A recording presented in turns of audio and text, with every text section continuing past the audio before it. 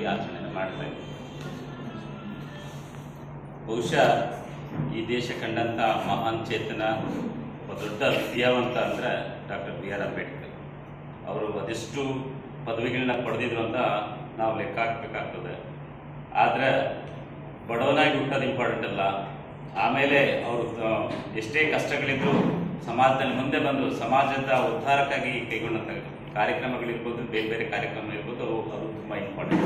ಯಾಕೆಂದರೆ ಅಂಬೇಡ್ಕರ್ ಅವರು ಅವರ ತಂದೆ ತಾಯಿಗಳಿಗೆ 14ನೇ ಮಗನಾಗಿ ಹುಟ್ಟಿ ಅವ್ರಿಗೆ ಚಿಕ್ಕವರಿದ್ದಾಗಲೇ ತಾಯಿನ ಕಳ್ಕೊತಾರೆ. ಆ ಅತ್ತೆಯ ಜೊತೆ ಬಾಲ್ಯವನ್ನು ಕಳೆದು ನಂತರ ಅವರು ವಿದ್ಯಾಭ್ಯಾಸವನ್ನು ಆ ಸತಾರದಲ್ಲೇ ನಡೆಸ್ತಾರೆ.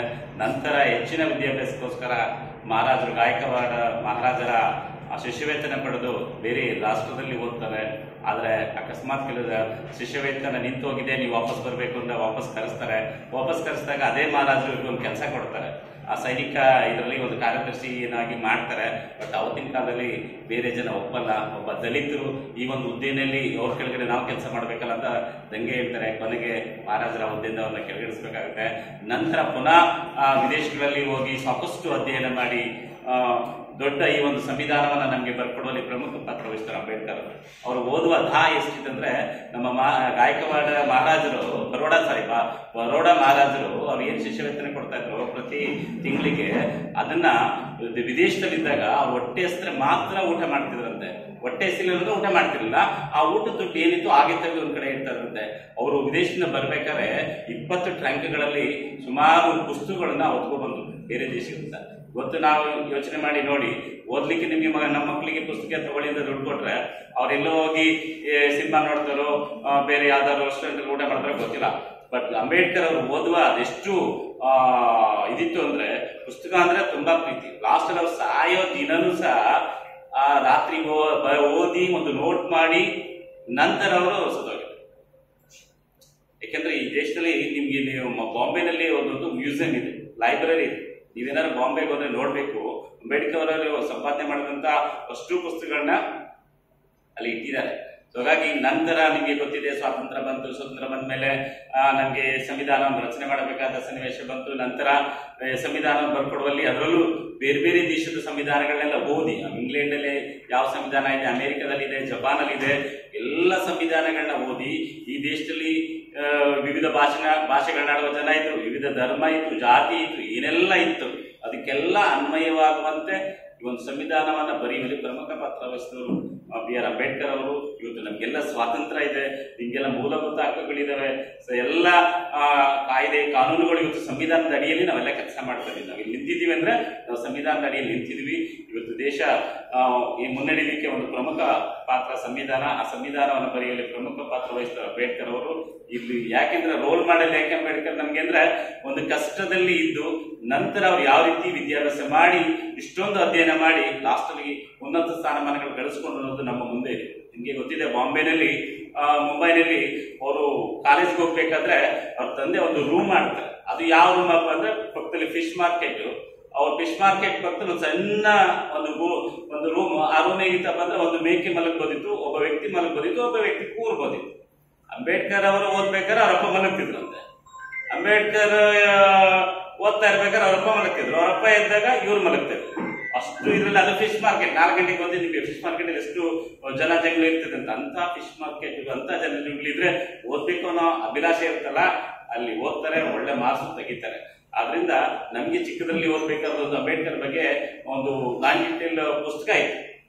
ಆ ಓದ್ಬೇಕಾದ್ರೆ ಅವರು ಬಾಲ್ಯದಲ್ಲಿ ಅಂಬೇಡ್ಕರ್ ಎಷ್ಟು ಕಷ್ಟಪಟ್ಟರು, ಎಷ್ಟೊಂದು ದಲಿತರಿಗೆ ಎಷ್ಟೊಂದು ಸಮಸ್ಯೆಗಳಿದ್ದು, ಕುಡಿಯುವ ನೀರಿನ ವ್ಯವಸ್ಥೆ ಏನಿತ್ತು, ಒಂದು ಶಾಲೆಗಳಲ್ಲಿ ನೀರು ಕೊಡ್ತಿರ್ಲಿಲ್ಲ. ನೀರು ಕೊಡ್ಬೇಕು ಅಂದ್ರೆ ಮೇಲಿಂದ ನೀರು ಏನಂದ್ರೆ ಅವ್ರು ಕುಡಿಲಿಕ್ಕೆ ಯಾವುದೇ ಲೋಟನೂ ಕೊಡ್ತಿರ್ಲಿಲ್ಲ.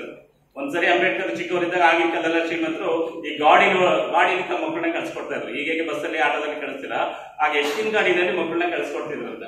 ಒಂದ್ಸರಿ ಅಂಬೇಡ್ಕರ್ ಅವ್ರಿಗೆ ಚಿಕ್ಕ ಮಗು ಗಾಡಿ ಮೇಲೆ ಕೂತ್ಕೋಬೇಕನ್ನೋ ಆಸೆ ಆಗುತ್ತೆ. ಗಾಡಿ ಮೇಲೆ ಕೂತ್ಕೋಬೇಕಂತ ಆದಾಗ ಹೋಗಿ ಗಾಡಿ ಮೇಲೆ ಕೂತ್ಬಿಡುತ್ತೆ ಮಗು. ಆದ್ರೆ ಆ ಗಾಡಿ ಓಡಿಸುವ ಮಗುನ ಇಳಿಸ್ಬೋದಿತ್ತು, ನೀನ್ ಕೂರಂಗಿಲ್ಲ ಬಾಯಿ ಅಂತ ಇಳಿಸ್ಬೋದಿತ್ತು. ಆದ್ರೆ ಮಗುವನ್ನ ತೆಗೆದು ಗಾಡಿಯಿಂದಲೇ ಕೆಳಗಡೆ ಎಸ್ಕೊಳ್ತಾರೆ. ಅಂದ್ರೆ ಆ ಮಗುಗೆ ಎಷ್ಟು ನೋವಾಗಿರ್ಬೋದು. ಅಂತ ಸನ್ನಿವೇಶದಲ್ಲಿ ಈ ದೇಶಕ್ಕೆ ನಂತರ ಓದಿ ನಂತರ ಈ ದೇಶಕ್ಕೆ ಬೇಕಾದ ಸಾಕಷ್ಟು ಒಂದು ಕೊಡುಗೆಯನ್ನು ನೀಡಿದಂತ ಅಂಬೇಡ್ಕರ್ ಅವರ ಜನ್ಮ ದಿನಾಚರಣೆ ನಾವು ಆಚರಣೆ ಮಾಡ್ತಾ ಇದ್ದೀವಿ. ಆ ನಿಟ್ಟಿನಲ್ಲಿ ಅವರ ಆದರ್ಶಗಳೇನಿದ್ದಾವೆ, ಅವರ ತತ್ವಗಳೇನಿದ್ದಾವೆ, ಅವುಗಳನ್ನ ನಾವೆಲ್ಲ ಪಾಲಿಸಿದ್ದೆ ಆದ್ರೆ ಸಮಾಜವನ್ನ ಒಂದು ಉತ್ತಮ ರೀತಿಯಲ್ಲಿ ತಗೊಂಡೋಗಕ್ಕೆ ಸಾಧ್ಯ ಆಗ್ತದೆ ಅಂತ ಹೇಳ್ತಾ ಇನ್ನೊಮ್ಮೆ ಅಂಬೇಡ್ಕರ್ ಅವರ ಜನ್ಮ ದಿನಾಚರಣೆ ಶುಭಾಶಯಗಳು ಹೇಳಿ ಚೀಫ್ ಆಫೀಸರ್ ಹಾಗೂ ಸಮಾಜ ಕಲ್ಯಾಣ ಸಹಾಯಕ ನಿರ್ದೇಶಕರೇ ಹಾಗೂ ಸಿಬ್ಬಂದಿ ವರ್ಗದವರೇ ಹಾಗೂ ಈ ರಾಜ್ಯದಂತೆ ಎಲ್ಲ ತಾಲೂಕು ಮಟ್ಟದ ಸಿಬ್ಬಂದಿ ವರ್ಗದವರೇ ಮತ್ತು ಪತ್ರಿಕಾ ಮಾಧ್ಯಮದವರೇ ಮತ್ತು ದಲಿತ ಸಮುದಾಯದವರು,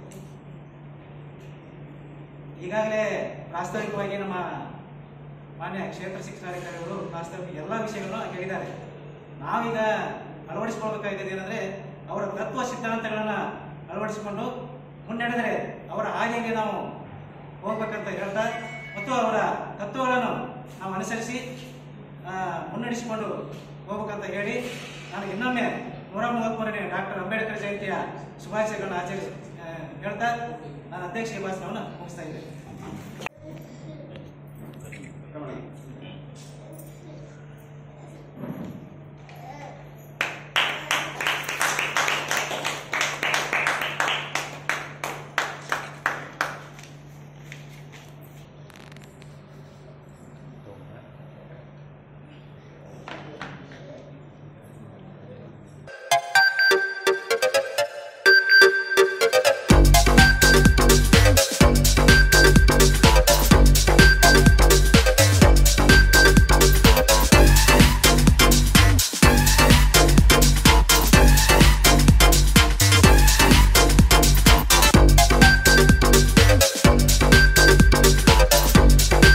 Navratna Electrical and Plumbing Wholesale Dealers in Electricals, Plumbing, Hardware, Home Appliances, Sanitary, LED Lights and Electronics.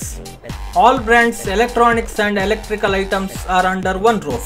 Navratna Electrical and Plumbing, opposite Sachin Traders, Main Road, Darbe, Puttur. Contact 8105973951, 9481644951, 9663814451, 08251 200